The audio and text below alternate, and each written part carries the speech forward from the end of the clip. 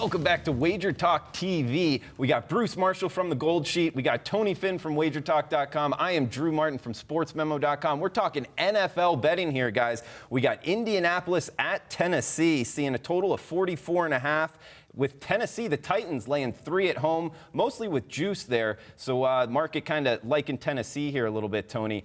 You want to start us off? How are you looking to bet this Indianapolis-Tennessee game? Well, I'm not looking to do it, although I would had some different circumstances happen, had Funchess, I think, not been set aside now in the IR, being injured in that final quarter of last week's game. I really like this Indy team.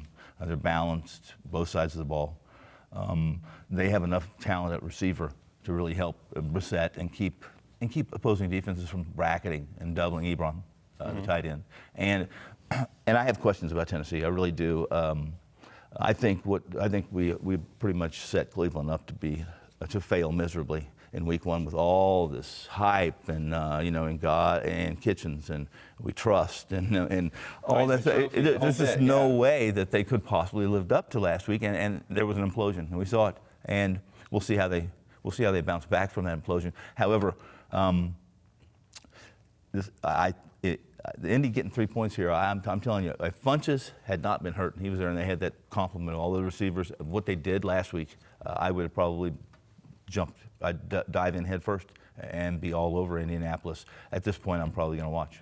And Bruce, I think Indianapolis is a fascinating handicap. Talk about what happened in the offseason or even close to the start of the season with Andrew Luck, quarterback position. It's kind of a tricky handicap coming into this. Tennessee winning outright as plus 5.5 point favorites Week 1. I look to bet them again, but talking off camera, it sounds like you're looking the other way. Yeah, a little bit, Andy, but I can see some of the excitement on the Tennessee side here. Although over the decades, we've kind of learned to pump the brakes a bit after one uncharacteristically good or bad effort the first week. We'll make an exception for Miami, maybe, but as far as the Titans go, I'm not sure they're as good as they looked last week. But there's some things they do very well.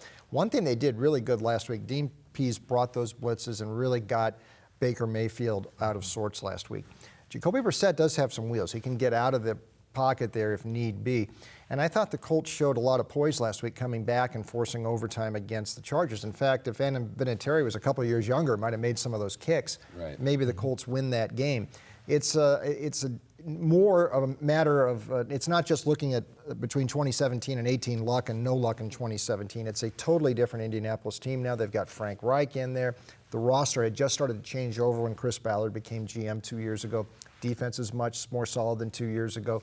The complementary pieces are good. And I think Brissett is serviceable at quarterback. So slight lean here to Indianapolis. We had at 23-20 Colts in the Gold Sheet. Nice. And Tony, anything in conclusion? I would have thought, last week I was shocked that Cleveland was not able to take advantage of really as a reshaped offensive line of Tennessee. And they really, this is a team that's supposed to be able to do that, and they didn't. And we'll see if Indy does a little better job of that. All right, great breakdowns. Tony Finn from WagerTalk.com. We've got Bruce Marshall from the Gold Sheet. I am Drew Martin from SportsMemo.com. Make sure to like and share our videos. Want to share your thoughts, give us feedback, or suggest a video? Leave us a comment and also be eligible to get a free week of service. Thanks for tuning in, guys.